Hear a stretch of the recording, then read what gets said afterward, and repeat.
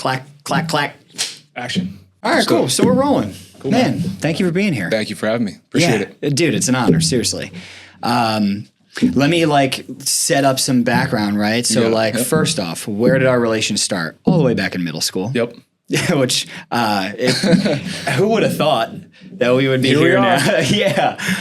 But it's amazing to be able to know you for so long, see how much we've each grown. Yep. And when I was first considering getting into real estate, you were one of my first calls. I remember it. Yeah. I remember it too. I remember exactly where I was. And I was just asking you, just give me the real deal. What is this industry like? And I really appreciated that. And I had always thought about you as I was getting started. And then when you gave me that call, yo, we should probably start working together. Yep. I remember that too. That was off to the races. Let's go. Yeah. So it's been an absolute pleasure. We've been working together. Likewise. What would you say? 2 or 3 years? I would say that, but it's probably longer. Maybe. Time flies. Time flies. Yeah. But it's been an absolute pleasure. And I want to give Likewise, you the you. opportunity to kind of talk about what you're doing, right? And how you're doing it, what you like to do in this industry. Yep. And we'll cover all kinds of stuff. Sure. But why don't we start with, who is Rich DiPrimio? Great question. Yeah. How much time do you have? I know, right? You can go as in depth as you want. Yeah. So real estate agent, been in the business just about 9 years, licensed in Pennsylvania, New Jersey, Delaware, and Maryland. Cool. Helping people buy, sell, rent, or invest. I work with residential, commercial, and investor clients. Yeah.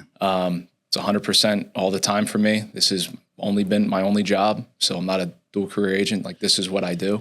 Mm-hmm. It's the best thing I've ever done. I should have started earlier. Got licensed in 2017, but I always joke I should have started earlier because, like I said, it's the best thing. You get to work with the people you want to work with, help people, and get to collab with some of your friends, and things kind of come full circle because a lot of who we work with are folks that we grew up with, guys that we grew up with that, have gone from, hanging out in middle school to now starting a family, starting their investment journey. So it's really, really cool to see. Yeah. So that's the summary version of who I am. That's pretty good. I guess. That's pretty good. Yeah. Yeah. If you had to give yourself labels, I kind of like that. If you had to pick some of the top things you would consider yourself as, obviously a phenomenal realtor. Appreciate it. Yes. Yeah. How about father? That's a big one. Yeah. I didn't know you that. How about handsome and wealthy? Well, I don't know about that, man. I'm trying to catch up to you, but stop. But no, yeah, those are all good things. I thought, like I said, we were keeping to business, but yeah, husband, father. Like I said, yeah, that's people awesome. want to get to know you. That's true. That's true. Yeah. It's tough sometimes because, I always try to, I'm always myself 100% of the time, and I let that shine through the entire process. But, sometimes, I'd love to incorporate some more of that, kind of stuff, I think there's too much, go, business all the time. And that's one thing I've gotten better with over the years is prioritizing family, myself, and other things, because, in the business, it's a grind, right? And I told you that when you called me that day. Yep. I said, it's awesome, but it's tough, especially when you get started, right? It's this first, 4 years, 3-4 years, especially. It was crazy. But now I'm getting to the point where, with working with partners like yourself and referral partners from past clients and friends, excuse me. Yeah. It's just been awesome. Super grateful to be able to step back a little bit, and enjoy some other things in life, right? Along with grow the business.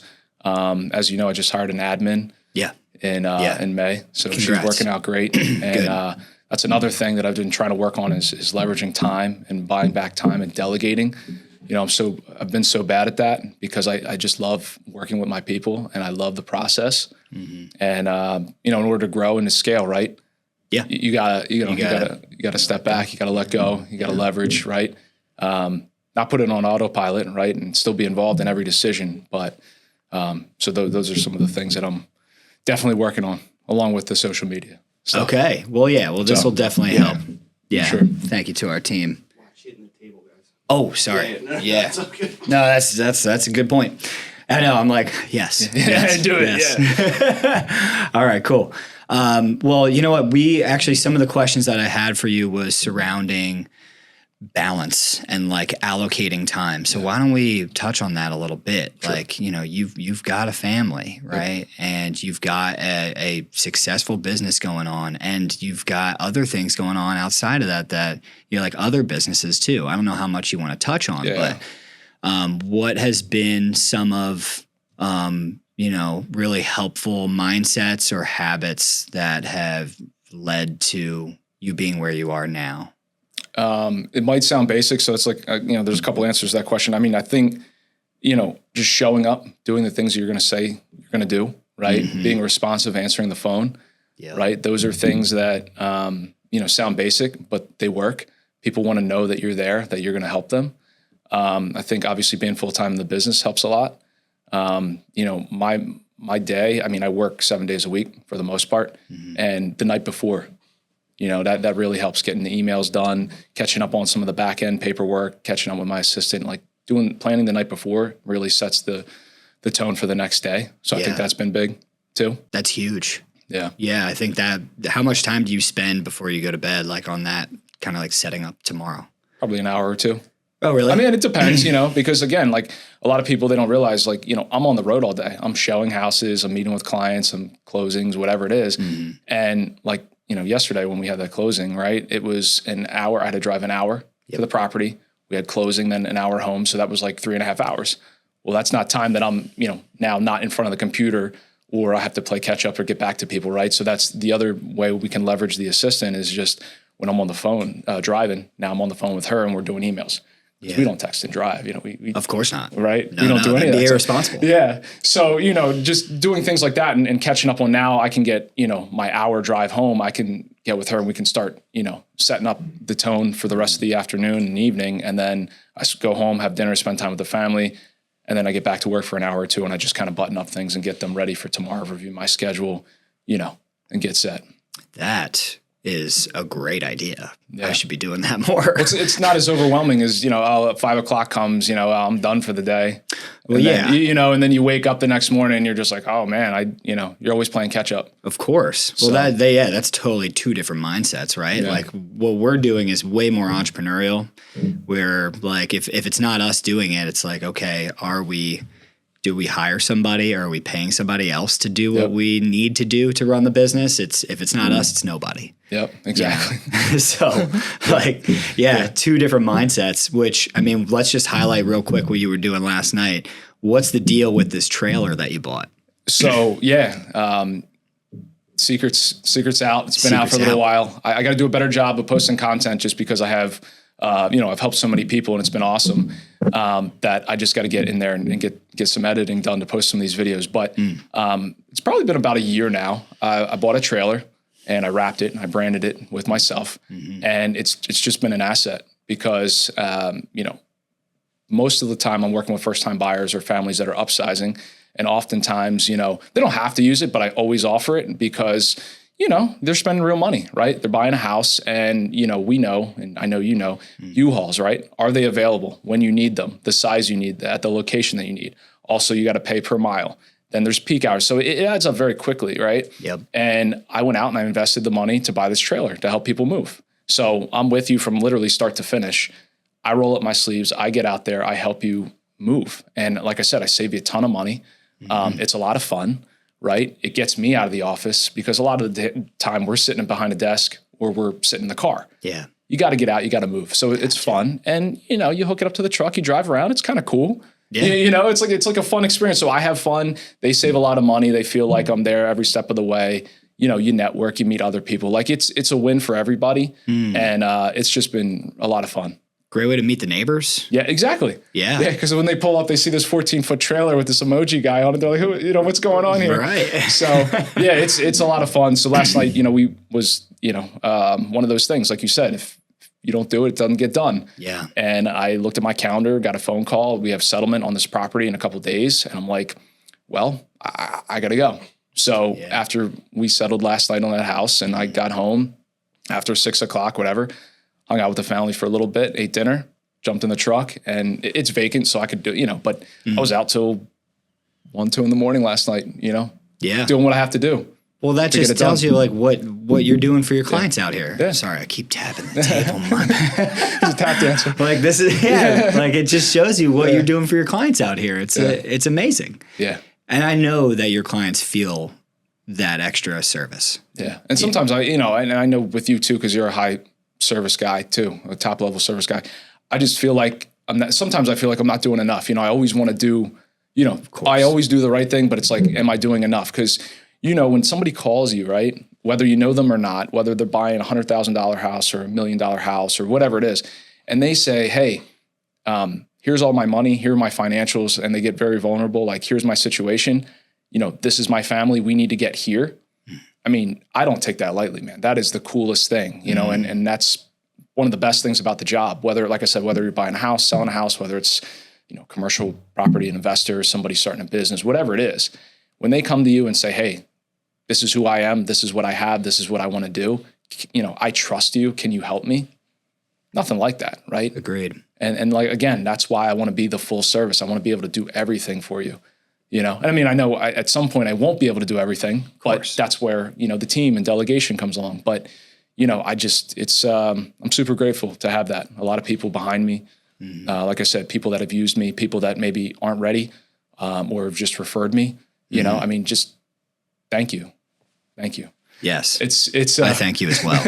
It's a great thing, right? To be able to feel that. And so that's the trailer. That's the trailer. It's awesome. It's a lot of fun, a lot of work.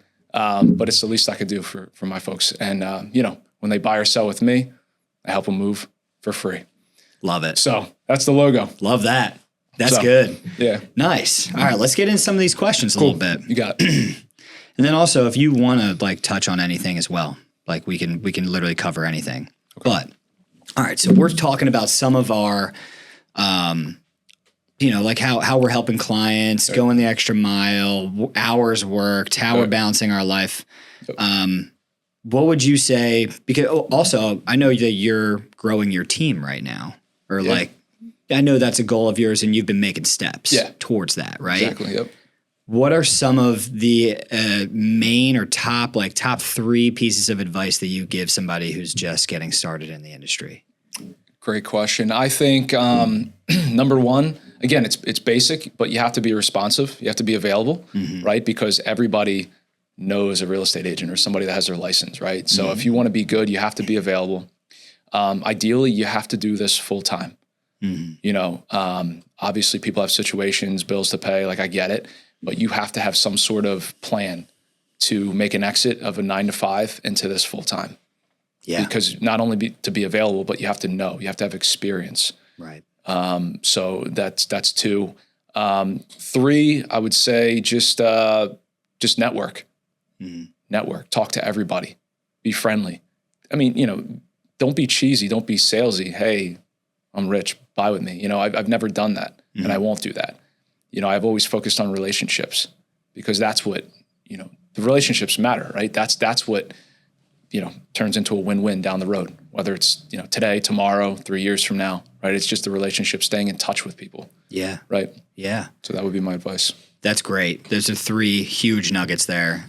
Let's circle back to number 2. Sure. With full-time versus part-time. Yep. Right? I would love to get your take on this because we come across it every day. Yeah, we do. Right? Yep. Like everyone has an aunt who's in the industry. Of course. And you don't know really what that aunt is doing on the day-to-day, but she says she's a realtor. How many houses she sells a year and Yeah. So I would love to get your take on this, and or if you could come up with some questions for somebody who's considering an agent and hiring an agent, what are some questions that they could ask that person to get a feel for how it's going to go? Look, everyone's got to start somewhere, right? A lot of people don't have the luxury of just jumping in full time and starting, so I understand that. But, I think if you're interviewing an agent or your family member or your best friend gets their license or whatever it is, I think you need to ask them, what's your growth plan? What's your plan? How do you have a mentor? Right? How are you going to become available? How are you going to make me trust you with the largest decision, of my life, of your life? And I've done it a couple of times where a newer agent has come to me and said, hey, I just got my license. or even a buyer, right? Hey, my friend just got their license. I want to work with them because I feel like I have to, which again, you never have to, right? But I understand that. Can you team up with them? Can you walk them through? Can we figure out a referral structure so that way everybody is happy? You know, you and that agent gets compensated. You can teach them, guide them, have my best interest. So it's a win for everybody. So I've done that a few times and I'm happy to do it because I understand sometimes, you know, people prioritize relationships and, you know, they don't like to be, you know, confrontational. But at the end of the day, it's business, right? So you have to do what you have to. Like you wouldn't, you know, if I'm getting brain surgery, I wouldn't say, hey, you know, my buddy's never done this before. He just got, you know, certified, whatever he's going to do. You know, you want the best person for the job. And that's, like I said, that's part of it. So I would say to the new agent, you know, you have to be full-time. You have to figure out a plan on how you can get to full-time.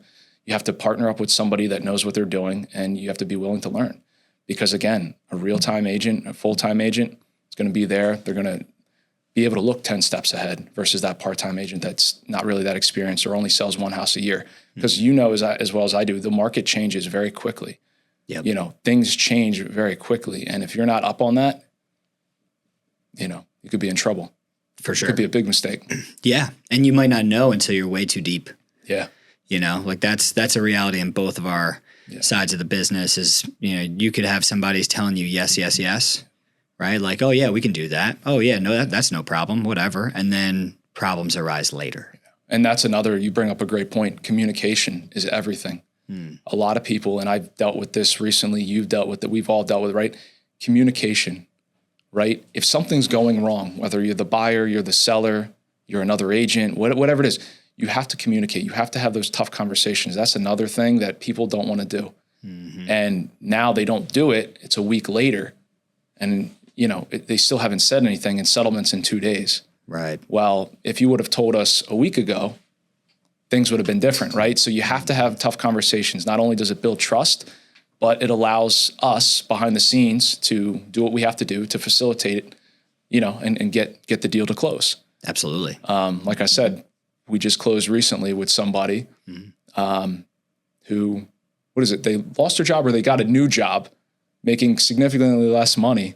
Didn't tell anybody, and we go under contract, and then, oh, by the way, you know?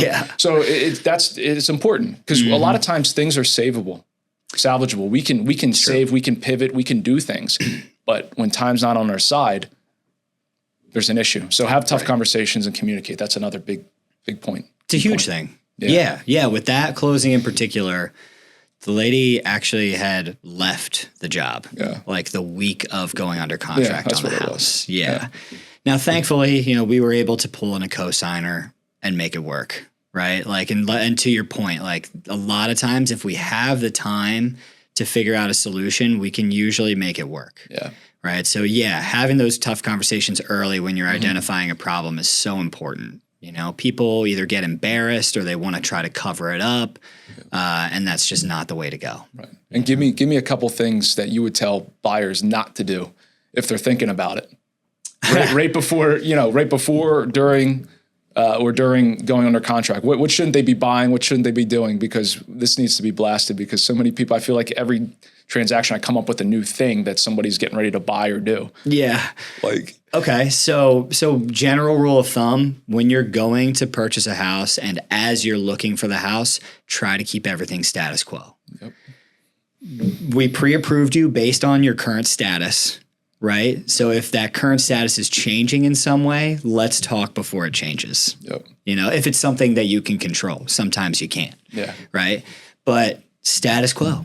Right. Or if we're leading up to like you want to get pre-approved, just talk to me through that and we'll prep you for that pre-approval. Right. So like some of the common ones are financing a car without talking to anybody, financing furniture. Had that happen. Both of those happened. That was the first time ever that I had somebody leave their job like right before going under contract and didn't think to tell anybody. That was insane. I didn't think I had to. Why? It's like, no, your income doesn't matter at all. Like, what are you talking about? Thankfully, and also which helped is she actually had started receiving another source of passive income that I think made her feel more comfortable with leaving work. True. Yeah. So like mentally and probably, monthly ins and outs, she felt more comfortable than if she had just cold turkey left the job, but whatever. And she was the nicest lady too. Such a nice lady.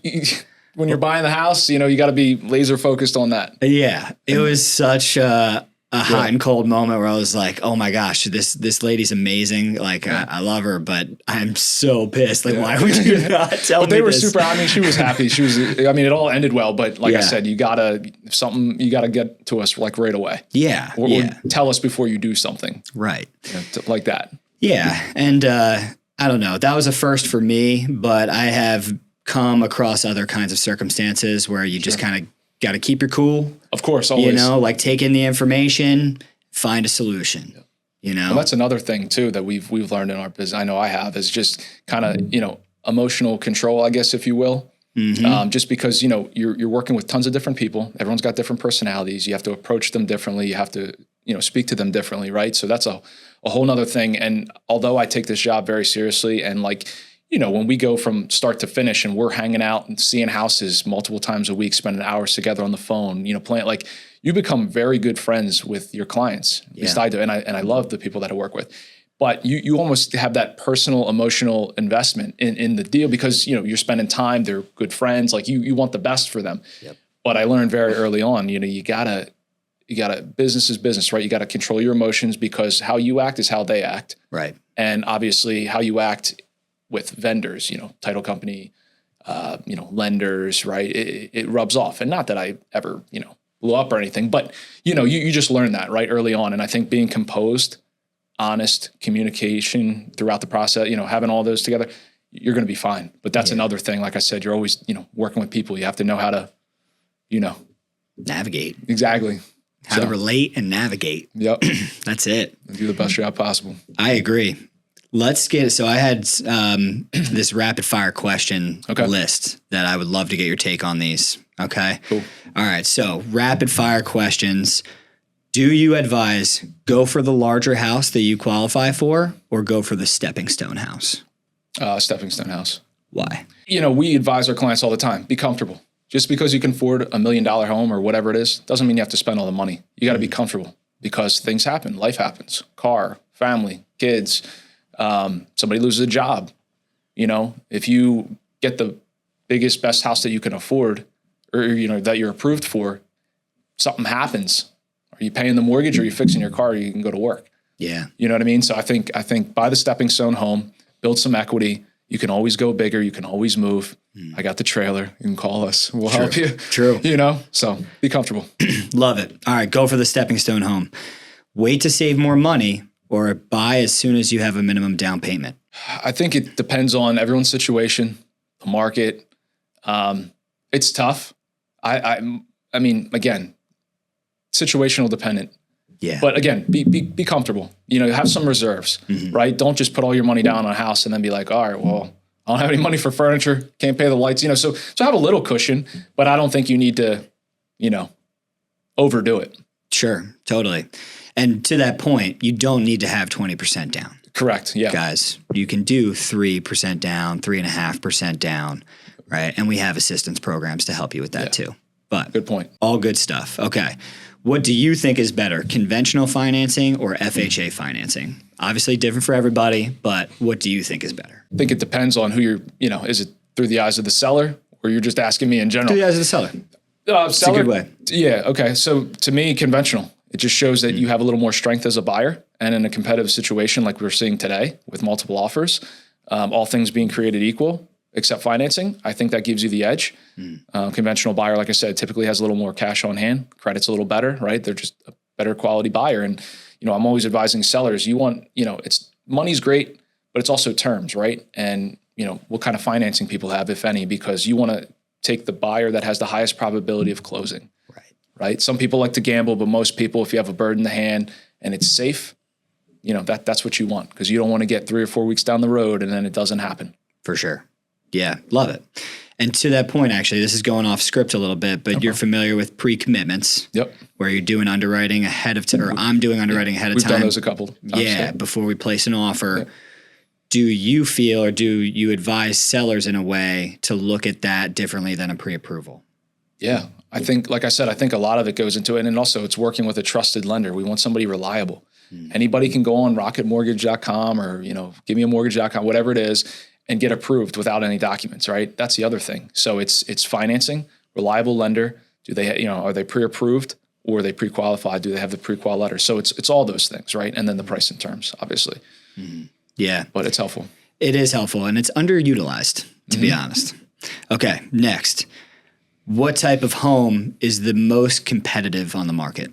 I would say the single family home, probably in that, again, depends on what area you're in, sure. Right? Price point wise, but in that nice price point, no HOA. This is what I'm seeing, right? Yeah. Based on my clients, everybody's tired of the HOA, or they've heard stories about the HOA. They don't even want to get involved, right? But they want the yard for the kids or the dog or the garage. They want that separation. So single family home, good area, good school district, and no HOA. That's what I'm saying. Okay, got it. Detached or attached? Like single family, detached? Detached, yep. Detached. Yeah. Got it. That means it's not a townhouse. Yeah. For everybody. Yeah. All right. How do you feel about pulling money out of your 401k for the down payment? Personally, I wouldn't do it. That's just me. I'm very I don't know. It feels like if you have to do that in most situations, should you be buying the home? If you haven't demonstrated that you can, save money and manage your money, you taking money out of 401k to buy a home, what's that it's not a blessing, because if you don't know how to manage money, and you're just taking this chunk and putting it down, it's like, oh, I got a home. Guys, things will break, with your properties and stuff, right? Things will break. You'll have to do things. You have to pay bills. And if you, like I said, if you can't manage money and you don't know how to save, there might be problems coming. Correct. Now, I guess, and so, like I said, that's most people. In certain situations, I've seen it where it works and it's okay for people, but 9 times out of 10, I would say just you learn how to manage your money first. I couldn't agree more. Yeah. Yeah. And also, just strictly speaking, there's obviously a rate of return with owning real estate, and there can be rates of return with certain stock investments. And when allocated correctly, you're going to make a lot more in the stock market. Yeah. Anyway, would you rather a lower interest rate or credit to your closing costs? Again, you're asking me all these great questions, but again, it depends on the situation. Typically, I would take the seller assist and credit toward closing costs, because that keeps cash in my pocket, right? The rate, you can always refinance, you can always whatever, but I think you're going to see a greater impact of taking the seller assist, because that's going to drastically reduce your cash to close. And let's say it's 10 grand less. Well, now you have 10 grand to furnish the home or partially furnish the home or do repair, whatever, right? Yeah. Like I said, the mortgage, even a 30-year, people are, a couple years, they always usually refi. No one keeps that thing forever. Right. And the prices keep going up, right? Yep. So I wouldn't, people are so rate focused these days, but again, there's other things that you can do, or right, you can take the seller assistant and buy the rate down. Right. So, there's things that you can do to get creative. Like I said, I think you have to look at more than just the rate. Yeah. And to break that down a little bit, because when I was asking that, obviously just based on what I can control, like if I give you a higher interest rate, I can also give you lender credits. Yeah. Right. Because the fluctuation of rates, that there's money involved with all of that. Yep. So if I'm giving you a higher rate, there's margin there that I could give to the client. Yep. And then on your side, when negotiating the contract, you could potentially be negotiating some credits on your end from the seller, right? So there's 2 avenues that could be taken there. And when you have those credits, you can allocate it in whatever way you want, towards buying your rate down or towards crediting closing costs. Yep. I love it. Yeah. And then just to piggyback off that for you, yeah. I've seen clients, oh, well, DJ gave me this rate, or, oh, I saw this, but online I got this. And that kind of goes back to what we were talking about. Work with a reputable lender. Anybody online can give you whatever rate they want. That doesn't mean that it's locked, right? And it's not apples to apples, because we've said, oh, well, DJ was at X and these guys are at Y. It's like, let me take a look at it. And you look at it, it's like, well, yeah, they got here because they charged you all this extra money. DJ could do the same thing and get you that same rate. Yeah. People are like, oh, I didn't realize that. And, DJ's rate might have been a little bit higher, but these guys you're bringing 10, 15 grand extra or whatever it is to closing. And it's like, what? So, and you can rate match, right? Oh yeah. Any legit pre-approval that anybody gets, we Send it to you. You can, it's no problem. Yeah, and you can compare. You can walk people through that, because I think that's another thing where people get messed up on. Yeah, They're so, like I said, they're so rate focused that they don't look at all the other fees and all the other stuff that comes with it. It's true. It's true. That's a mic drop moment right there. Yeah. Boom. Okay. This one, I'm very curious how you're going to answer. Okay. When is the best time to buy a house? When you're ready. I like it. I mean, if I'm being like, but to give you, like, to expand on that, right? When you're ready, like, renting is bad long-term. And, in my opinion, short-term, there's nothing wrong with it. If you're trying to figure out life, job, relationship, whatever, that's fine. Renting short-term is fine. Long-term, home ownership, getting that equity, right? Yeah. Taking time to manage your money, save your money, right? Pay down debt, because you want the house to be a blessing, right? You don't want it to be a curse. Everyone's, oh, well, they got a house, I got to go do it now. Well, are you ready to do it now? Right? So I think when you're ready is the right time for you. Yeah. Right? Nothing wrong with renting short-term, figuring out what you want to do, like I said, but at some point, home ownership, man, the equity, it's people's largest asset, most people. Yeah. And especially if you bought, 2017, 18, 19, 20, I mean, these people are sitting on a lot of equity. So much equity. Yeah. Yeah. Yeah. And that becomes a tool for you. Exactly. Right? Like, you can obviously sell that and flip it into another house. Yep. You could also take a home equity line of credit out or a second mortgage, use that on defense or offense financially, right? Yep. So you could just keep a home equity line of credit in case of emergencies, or you could invest that money in some way. Yep. Yeah. And we've been seeing it a lot too, like, clients that have bought 2017 to 2020, 2021, they're starting to, that was their stepping stone. Right. Now they're looking at the equity in their home. They're like, wow, I could sell this and make $100,000 or pull $100,000 out. So then now they level that up to then they upsize. They use that as a tool to upsize. Right.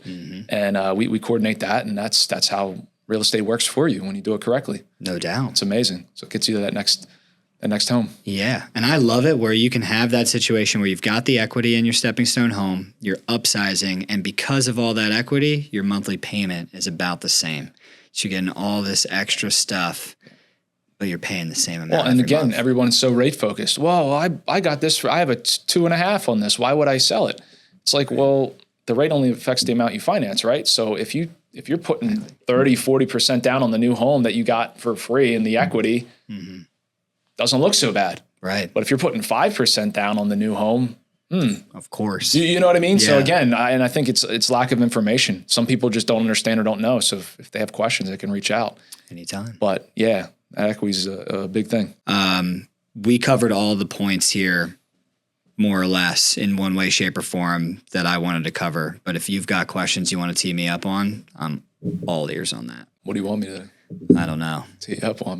We could go timely, like with the 50-year mortgage, the portable mortgage. I don't know much about that. The bond buyback. What's the second one? Portable mortgage? Portable mortgage? Dude, I don't know. Yeah. No, it's crap. I don't even know. Yeah, I was going to say, if I didn't know about it, probably doesn't. Yeah, it was a headline like a couple weeks ago where anyone with a current mortgage would be able to transfer that to another property. Actually, I did. I think you made a clip on that. Yeah. Yeah, okay, then I saw it. And how Yeah. it's Yeah. a load of crap. Yeah. Like, because each mortgage that's written has its own risk assessment, right? So like, it's a snapshot in time. What's your financial status right now? And then it's based on the property itself. So to try to say that is still applicable when you're moving to another property at another time, it's not. Like, a full round of underwriting would need to happen on the mortgage. And then to try to bring it to the current market and still say that that's viable is just not viable. Yeah.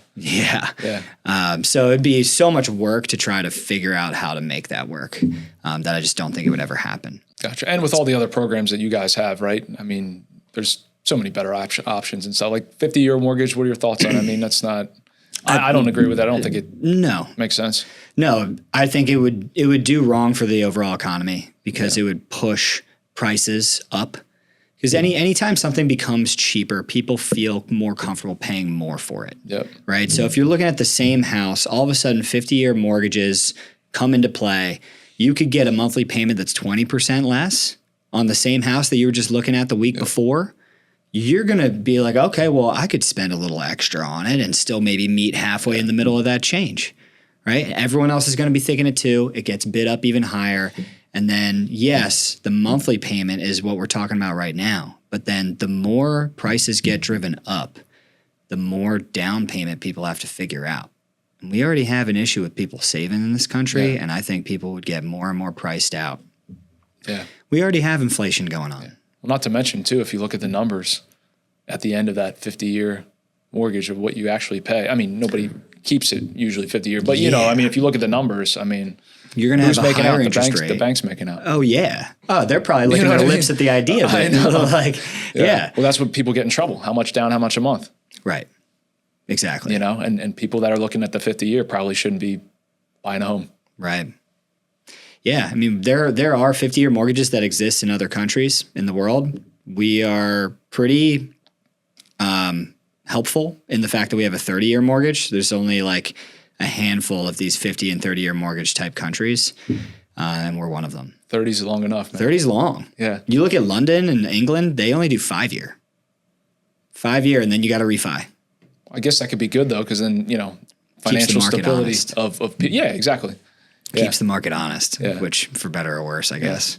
And let me ask you about, because another question we get all the time, first-time home buyer programs, right? Sure. Do we have any? Obviously, we do. Can you walk us through everybody, you know, you have to qualify for them too, right? I mean, you can't, nobody can just, you know, if you're making $300,000, you're not going to qualify. Right. Exactly. Yeah. So let's talk about just a couple of programs that you have, you know, or PHFA or, you know, one of your, you know, sure, for our first time buyers, because everybody's always asking about that. That's true. Yeah. Okay. So you got to qualify. You know, first time home buyer, just for that definition means that you haven't owned a home in the last 3 years. So that's something that'll come up every now and then is, I owned a home in 2008 or whatever. Like, okay, fine. Yeah. But you're still a first time home buyer. So there's that. Then there's credit limitations. There's income maximums. Yep.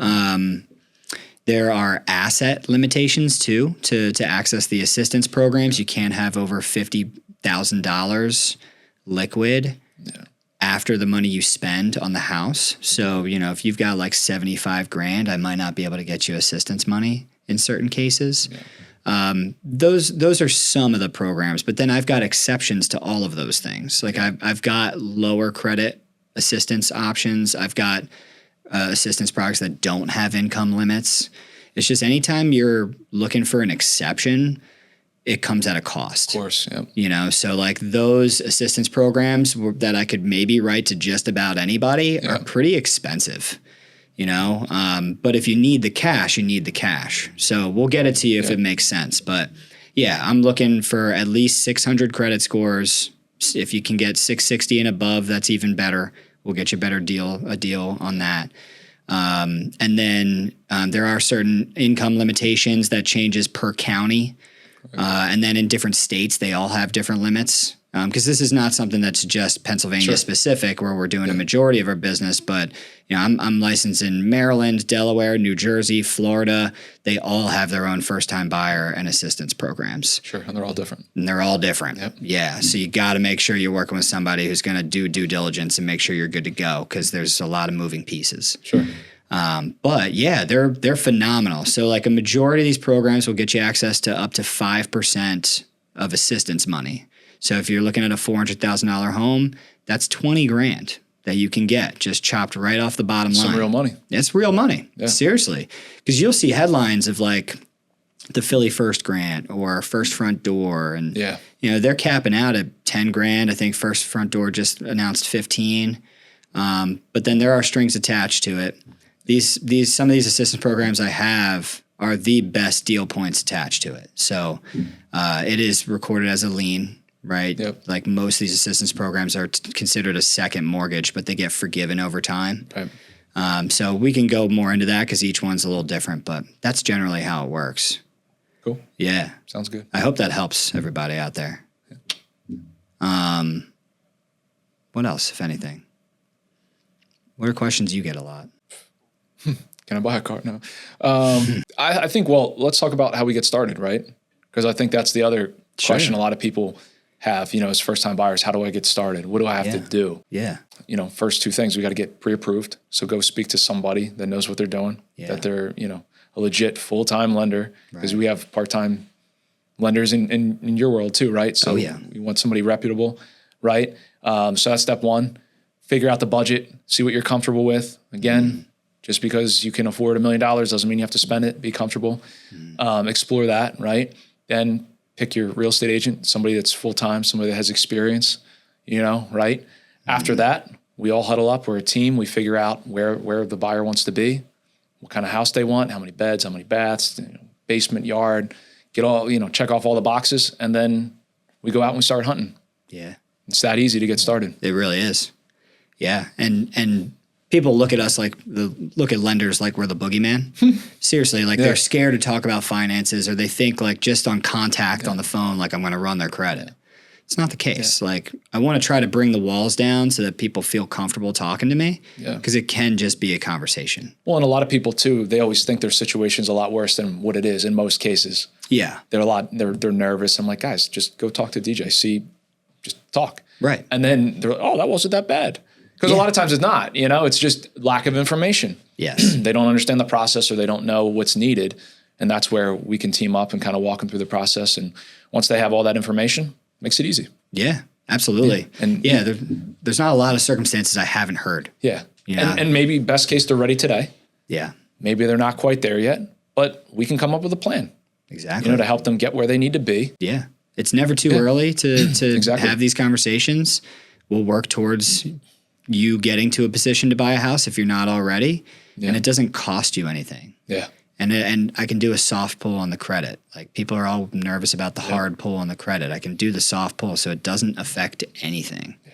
So why not? Why not just learn? Well, I would say too, we're mid-January right now, right? Yeah. 2026. I mean, if you're thinking about buying spring or at some point this year, buying and or selling, I think, we need to reach out now, get the conversation going, because I always tell people halftime, right? So if you say, hey, I have 6 months, cut it in half. Yeah. By the time life happens, by the time, you get there, it'll be here before you know it. Also, Seriously. maybe, again, if there's credit repair or there's some savings, there's something that they need to do, gives you just that runway, gives you that time.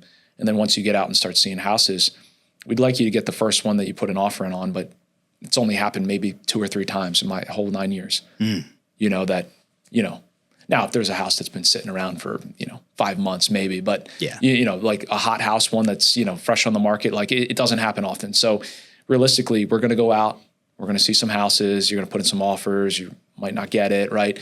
And then settlement's 45 to 60 days, generally 45 days. Yeah. So there's a month and a half right there of time. So again, especially if you have to, you're moving out of an apartment lease, or your lease is coming due and you're trying to time things so you don't have overlapping payments, reach out. We'll set up a plan for you. We'll talk through it. Yeah, absolutely. Get everybody lined up. That's it. I love it. All right, cool. I think we're good. I think we touched on a lot here. Man, thank you for coming on. Thank you for having me. Appreciate it. I look forward to doing more of these. Anytime. We'll do these anytime. It's my first one, so hopefully I didn't do You did too great. bad. Okay. You did great, Appreciate man. it. Yeah, guys, let Rich know how he did. Yeah. Please Let me know in the show comments. some love. Yeah. Yeah. Guys, thank you for being here. Thank you. We'll see you next time. Thanks, guys. All right. Thank you.